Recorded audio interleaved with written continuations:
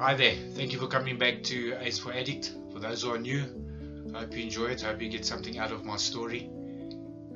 I ended the last book 18, on going to rehab at Hands of Compassion. I'm going to continue from there. Let me first quickly just say thanks for all of those who have been subscribing. I really appreciate it. And secondly, my wife's going to be upset. I'm wearing a cap today. I apologize for that. So, Hands of Compassion. Hands of Compassion was a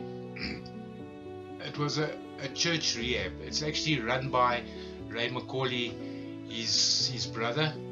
I can't really remember I think it's Tony, if I'm not mistaken, something like that. But yeah, Ray McCauley's brother runs Hands of Compassion. It is part of the Rhema Church.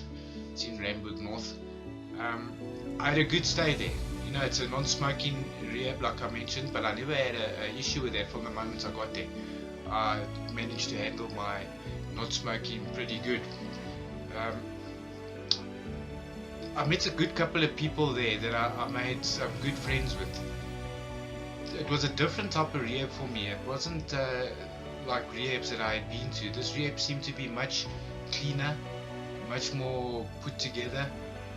They also had a women's section. They used to have women or young girls, destitute mothers that are pregnant or are about to have children that are destitute. They let them stay there for a couple of months before the baby and a couple of months after. I made good friends with a lot of them, like I mentioned in the last book. I used to look after their babies while they ate, and I was well liked. So, you know, I stuck to the program at Hands of Compassion. I done really well. I continued to do what I needed to do. And then the one day we had to go up to the sick bay. And while there, we figured out that people from the outside also come up to that clinic. So we started arranging cigarettes again. And I started smoking again. Unfortunately, after being clean of cigarettes for 2 or 3 weeks, I picked that habit up again and started smoking on the sly wherever I could 1 year. And I remember clearly, I know why I continued. After not smoking for so long, if I used to smoke and deeply inhale, I used to get a little bit of a buzz, and I know that that's what I enjoyed. You know, that's just to show the addict inside me. Even that little bit of a buzz, like a first time cigarette smoker, used to do something for me. So that is what I was chasing then. Besides that, I mean, I used to swim every morning before breakfast. I used to have a swim. So I was keeping healthy, and I was keeping well. I was doing really well. You know, the program I was sticking to, I was taking part in the classes. Everything was going well. And then one day, one of the girls that I was friends with, she had gone in to deliver a baby. And when she had returned, I'd gone to her room, and she was standing at the door, and I asked if I can see the baby quickly. Just out of politeness, you know, and these girls needed to see that people care. I mean, and I wanted to show that, you know. And this wasn't an addict in me. This was a part of me that was coming clean, that really wanted to be a good person, you know. So, but again, not sticking to rules, because the rule is obviously not allowed in their places. But the baby was sleeping in its cot, wherever it was sleeping. So I said, I want to see quickly, and I ran in. I leaned over, I looked at the baby, I said, oh, that's so cute, and I ran out again, and I continued speaking to her by her door. Somebody from the other side of the camp had seen me do this. They had seen me disappear inside there for, I promise you, not more than 1 or 2 minutes, and come out again, and they had reported it. I got called off duty the next day at some time, into the offices, and I was asked to explain, and I explained, and they dismissed me for a couple of minutes, but asked me to wait outside, and then called me back in. And when they called me back in, they actually dismissed me from the camp. They asked me to leave. It was really disappointing, because I was doing well, and I thought that this was it, you know, that this was my chance to come clean and to make it, and then to be kicked out or expelled for such a pathetic reason.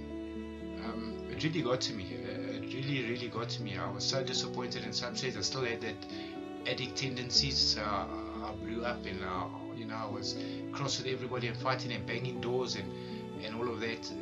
because I was innocent, and but ultimately I had to leave, and again, not knowing where to go, the only thing I could do was go straight back to Rosettenville, which I did.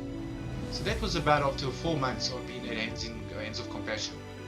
I was expelled and went back to Rosettenville, and within the first 20 minutes of being there, back to using, back to my old self.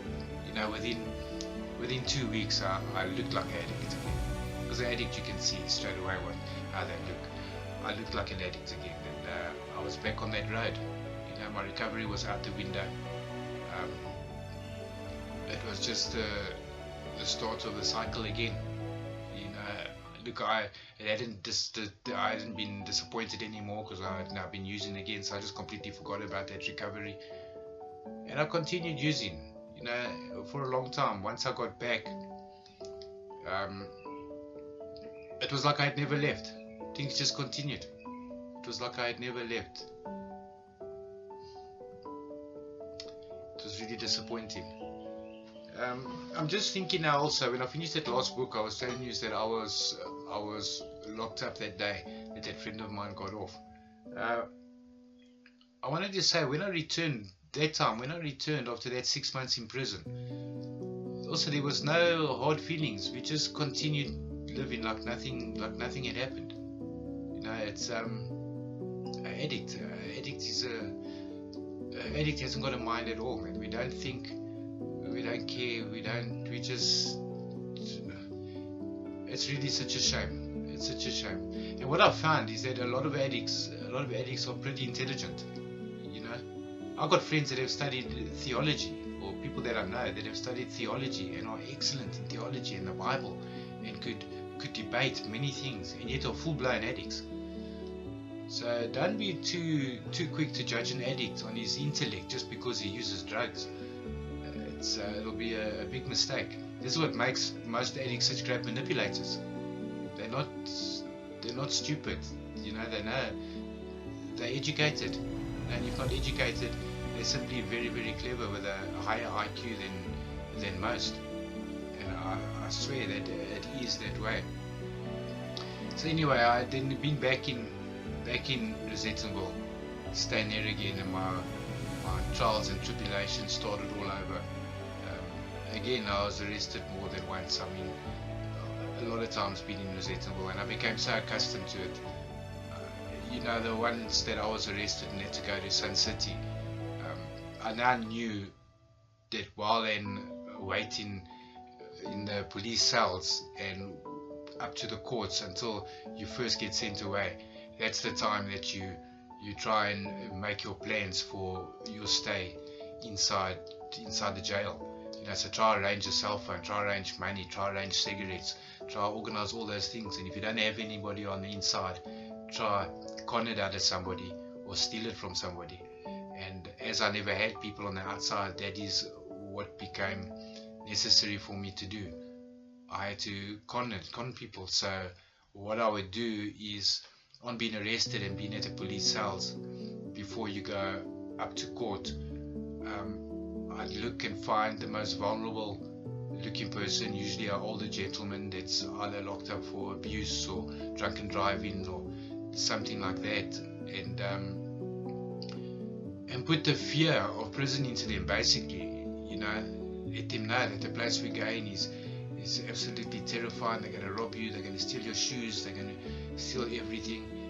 And the way manipulation works is they start believing that you're there to help them. You know, it's more than once without being asked, without me asking them, they'd ask me, do you know how to get my money in? Do you know how to get my cell phone in? And things like that. And I'd just be too happy, you know. And I'd say, geez, I don't know. You know, it depends who's working this and that, but okay, let me try for you, I've got a better chance, you know. And then once given the cell phone or given them money, they'd never see it again. You know, you go separate into the prison, you go one at a time through the reception, and then after they do all the checks and whatnot, you go into holding cells waiting, and that's the next time that you might see that person. By that time, it's easy to just say, no, I got caught, they took it from me in front. and shame, people that's there for the first time don't know this. So that's what I would do. I became so accustomed to being locked up that I've walked in with a cell phone just on a piece of string tied around my neck, hanging down my back, knowing that when they search you like this. They don't pat you down on your back. And I've walked right through reception, right through the gates, into the prisons with that cell phone hanging around my neck. Look, there have been times, I've been caught with money on me going in that they've taken away. So yeah, I've been caught doing things, and I've been not caught doing things. But it's just to show you that within my mind, addict's mind, the chances that you will take with everything, it's never beyond an addict to try something. It's never beyond us to put our lives in danger, put other lives in danger. We're willing to try anything to get our way, which is really scary. So yeah, many times I sat in jails. So yeah, that's another story. There's a lot of these little ones that I could tell. If we could just for a second, I just want to say, I've had so many people reach out to me. Nika, I want to mention you. I want to say thank you, Nika. I really appreciate the phone call the other night. It was absolutely good to speak to you after all these years. I wish you nothing but the best. You were my rock, being locked up. I don't know what I would have done if you weren't around. I felt safe. Even though you're so much younger than me, I felt safe, and I didn't feel so alone. Thank you for that. Thank you for reaching out and giving me that call and helping me feel like I am making a difference. I really, really appreciate it. That's all I need from these videos, to know that I'm making a difference. And then also, the person that I've been mentioning all along, always with a little bit of fear in my voice that he doesn't want to know anything about me, is Clint. Clint has reached out and would like to do an interview. So that will be in one of the videos. I'll definitely make sure you all hear about it before time, but I'll have a sit down with Clint and we'll talk. When we spoke on the phone, it's true, he can put light on so many things that I've forgotten, and so many incidents that have happened that I've forgotten. And then I get to ask him a couple of things also that I'd like to know. So that'll be good fun. That'll be coming up later on. We just got to arrange a time to be able to do it. And then to my family, you still haven't seen these videos. I hope when you do, you understand why I'm doing it. It is making me feel a whole lot better, and I'm getting a whole lot off my chest. So thank you once again for joining. This is book now 19. I suppose there's still a good couple to go. I hope that I'm able to help somebody out there by hearing my story and seeing that recovery is possible. Please forward these videos on to people. As I said, I'm having trouble posting them on Facebook. It seems they've been declined. So if you know anybody that would get help out of it, please forward it to them. Forward them the link to subscribe at A is for Addict. Please make sure people subscribe so I can see that my videos are getting around. And then thanks again for visiting. I'll see you soon. And good luck out there. God bless. Cheers.